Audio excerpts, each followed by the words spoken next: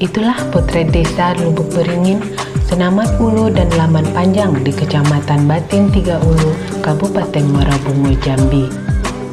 Ketiga desa ini berjarak lebih kurang 50 km dari kota. Sejak dahulu, masyarakat desa telah berhasil mempertahankan kearifan lokal mereka dalam mengelola sumber daya alam secara turun-temurun. Memelihara hutan berarti memelihara sumber penghidupan mereka. Bertani sawah, menangkap ikan, menyadap getah karet, mengambil buah-buahan dan rotan ke hutan, serta beternak adalah mata pencarian mereka sehari-hari.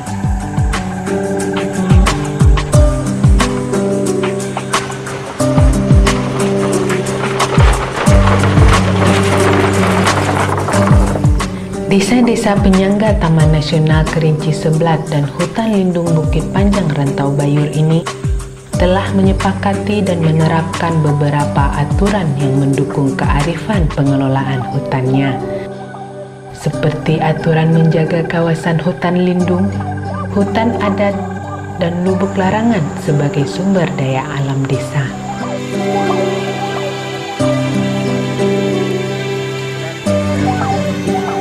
Di samping itu, mereka memiliki sistem pertanian agroforest atau membuat kebun karet campur.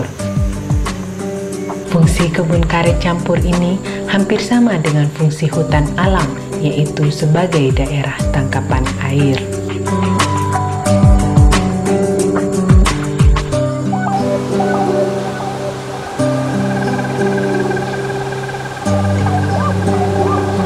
Sungai yang mengalir di desa selain dimanfaatkan untuk kebutuhan rumah tangga dan pengairan sawah, dimanfaatkan juga untuk pembangkit listrik tenaga kincir air atau PLTKA sebagai sumber penerangan rumah-rumah warga.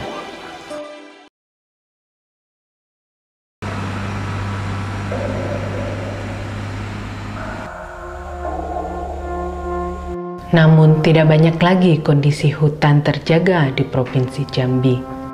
Seperti provinsi-provinsi lainnya di Indonesia, sejak tahun 70-an, pengelolaan hutan telah diserahkan kepada perusahaan-perusahaan besar. Dalam 2 dekade terakhir, Citra Landsat tahun 1995 dan 2009 mencatat sekitar 2 juta hektar luas hutan alam di Jambi, setengahnya telah beralih fungsi menjadi perkebunan kelapa sawit, HPH, HTI, dan pertambangan. Masyarakat yang hidup di dalam dan sekitar hutan kehilangan akses dan sumber penghidupan mereka. Persoalan hutan makin diperparah oleh praktek-praktek illegal logging dan konflik lahan yang berlarut-larut.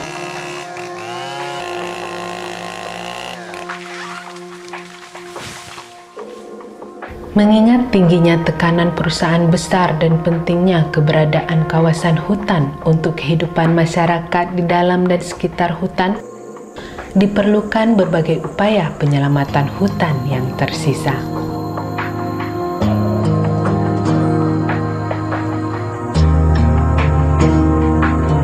Seiring paradigma pengelolaan hutan yang berubah, keluarnya Peraturan Menteri Kehutanan tentang skema hutan desa membawa angin segar bagi masyarakat. Masyarakat desa diberi peluang mengelola kawasan hutan di daerah mereka. Skema hutan desa ini adalah salah satu kebijakan atau produk pemerintah, dalam hal ini Kementerian Kehutanan, yang membuka kesempatan bagi masyarakat yang berada di dalam atau di sekitar hutan untuk terlibat dalam pengelolaan hutan, di mana selama ini yang terjadi, yang mengelola hutan itu hanya petani-petani berdasi atau konglomerat, sehingga sering disebut konglomerasi di bidang kehutanan. Nah, skema hutan desa ini dibuka setelah terlihat bahwa masyarakat di dalam sekitar hutan, kehidupannya dari tahun ke tahun bukannya makin sejahtera, tapi cenderung semakin menurun, semakin miskin, dan mereka hanya penonton. Hutan desa ini kita arahkan di 2 fungsi hutan. yaitu hutan produksi dan hutan lindung. Kalau dia berada di hutan lindung, maka kelompok yang mengelola hutan desa tersebut yang izinnya sudah diberikan oleh Pak Menteri itu hanya bisa mengambil hasil non kayunya, ya. Dan kalau berada di hutan produksi, mereka boleh memanfaatkan kayu maupun non kayu, tapi sesuai dengan kaidah-kaidah pengolahan hutan yang lestari.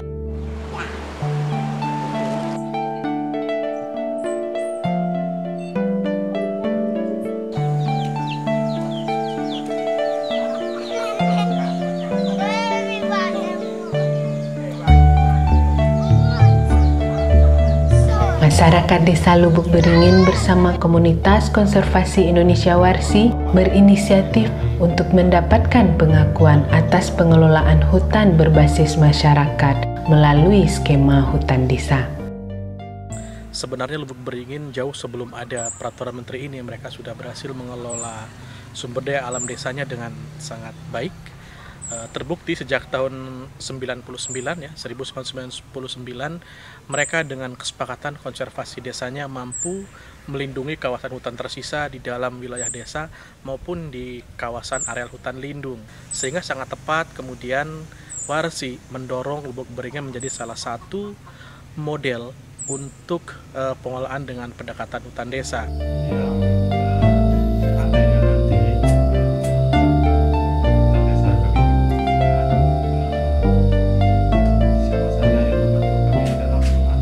Setelah melalui proses yang cukup panjang, pada tahun 2009, Menteri Kehutanan memberikan hak pengelolaan hutan desa kepada masyarakat Lubuk Beringin. Dan ini merupakan hutan desa pertama di Indonesia. Dengan adanya pemberian penetapan areal kerja hutan desa dan hak pengelolaan hutan desa tersebut, masyarakat Dusun Lubuk Beringin melalui lembaga desa yang telah dibentuk akan mendapatkan kepastian hukum atau legalitas dalam pengelolaan sumber daya hutan di sekitar desa mereka. Dengan ada peraturan menteri ini dan dengan adanya SK Menteri tentang areal pencadangan untuk Lubuk Beringin maupun juga dengan adanya peraturan gubernur yang memberikan izin hak pengelolaan hutan desa kepada Lubuk Beringin seluas 2.356 hektar ini, paling tidak ini bisa menjadi alat yang kuat bagi masyarakat untuk pertama menjaga kawasan hutan lindung tersebut dari perambahan oleh masyarakat di luar wilayah mereka. Kemudian yang kedua juga peluang bagi masyarakat untuk dapat manfaat khususnya hasil hutan bukan kayu seperti rotan, getah-getahan, baik getah jernang, getah balam, kemudian juga damar dan yang lain-lainnya. Nah, sehingga memang sangat tepat kalau kemudian Menteri Kehutanan meluncing hutan desa pertama di Indonesia di Lubuk Beringin. Karena pertama memang masyarakat bisa menjaga kawasan hutannya dengan baik. Yang kedua juga mereka mempunyai hubungan yang sangat erat.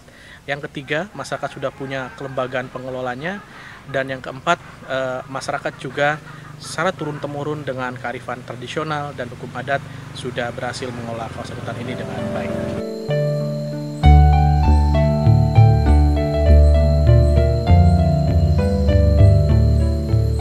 Areal kerja hutan desa Lubuk Beringin berada di kawasan hutan lindung Rantau Bayur Bukit Panjang. Kawasan ini merupakan hulu bagi subdaerah aliran sungai Batang Bungo, di mana subdaerah aliran sungai ini tidak hanya sangat penting sebagai penyangga kehidupan masyarakat, tetapi juga sebagai penyangga kawasan Taman Nasional Kerinci Seblat, koridor loncatan jenis hewan tertentu, serta persediaan karbon yang berkorelasi kuat dengan biodiversity di dalamnya. Kami pikir masyarakat Lubuk Beringin 90% mata pencariannya ada di hutan. Mengingat hutan di dekat Lubuk Beringin adalah hutan lindung, maka kami mencoba untuk memajukan hutan lindung itu dijadikan hutan desa. Dari awal kami sudah berkali-kali melakukan musyawarah rapat itu untuk melakukan rencana kerja. rencana kerja, anggaran dasar, anggaran rumah tangga, dan yang paling kami sudah melakukan itu penanaman buah-buahan di pinggir sungai menuju area hutan desa. Dan juga kami sudah melakukan dokumentasi ekowisata. Rencana kami itu kami kembangkan dalam waktu dekat di hutan desa.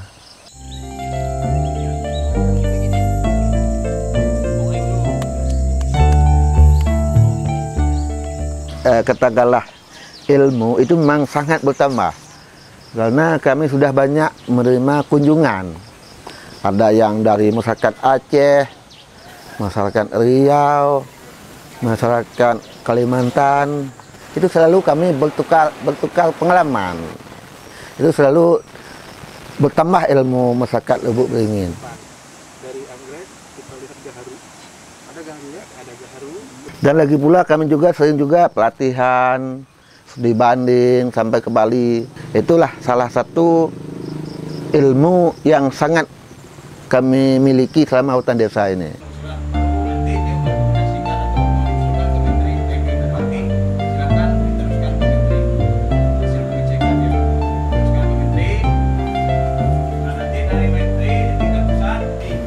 Belajar dari Desa Lubuk Beringin mempertahankan hutannya sejak tahun 2010, Desa Senaman Hulu dan Laman Panjang pun mulai mengajukan hak kelola hutan desa.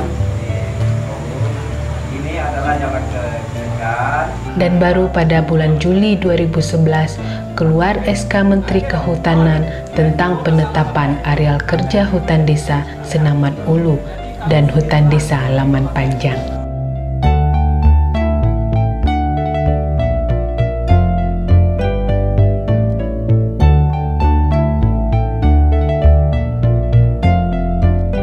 Memang pertama melihat dari Lubuk Beringin, yang kedua ya kawan-kawan warsi itu sering berkunjung kepada masyarakat kami, memberi keterangan, dan juga tokoh-tokoh itu sudah memahami untuk masuk ke depan kan. Jadi masyarakat itu tergiur lah. Ya seperti ngambil rotan tidak boleh di hutan AL. Kalau hutan desa itu selain daripada ngambil kayu itu dibolehkan.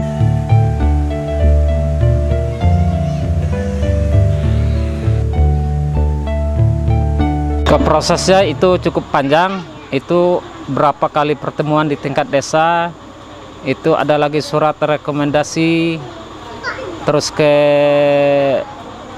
kabupaten lagi terusan ke provinsi, dan terus lagi ke usulan ke Menteri Kehutanan.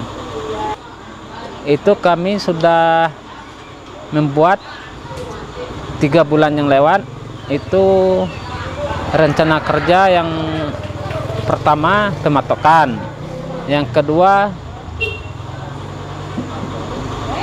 pemanfaatan hasil yang non kayu seperti ada pariwisata, air terjun, dan yang lain-lain.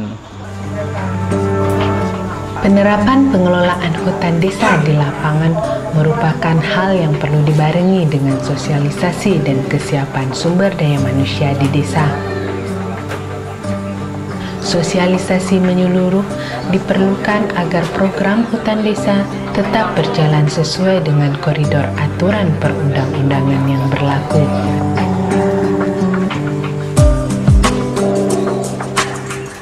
Kesiapan sumber daya manusia harus diperhatikan dan ditingkatkan. Peningkatan sumber daya manusia pengelola dan masyarakat desa bisa diberikan melalui pelatihan-pelatihan, studi banding, dan pendampingan-pendampingan intensif di desa. Dengan hal ini, masyarakat pun bisa mengetahui dengan jelas kegiatan pemanfaatan apa yang diperbolehkan di dalam kawasan hutan desa dan apa kewajiban pengelola dalam meningkatkan kesejahteraan masyarakat. Sehingga keberadaan hutan desa tidak hanya memenuhi persyaratan administrasi, tetapi juga dapat memenuhi harapan masyarakat dalam meningkatkan kesejahteraannya.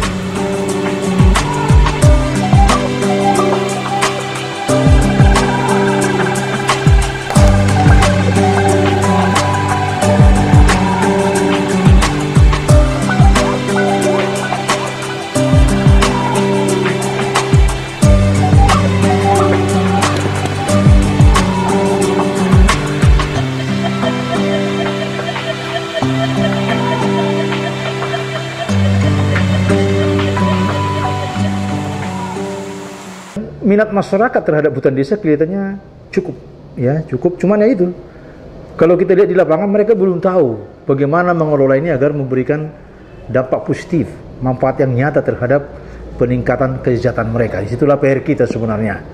Nah, kita mencoba sebenarnya agar ini bermanfaat adalah bahwa pengelolaannya itu harus terpadu.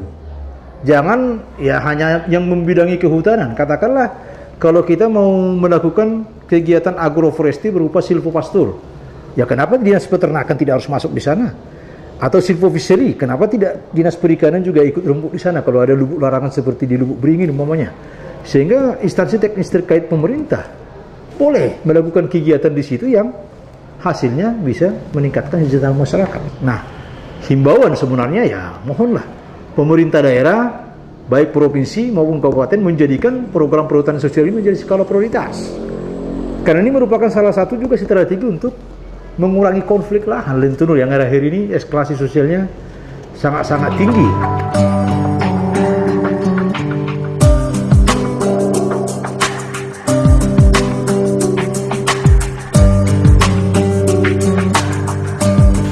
Melalui skema hutan desa, masyarakat diharapkan bisa memanfaatkan semua potensi yang ada, baik jasa kawasan maupun jasa lingkungan.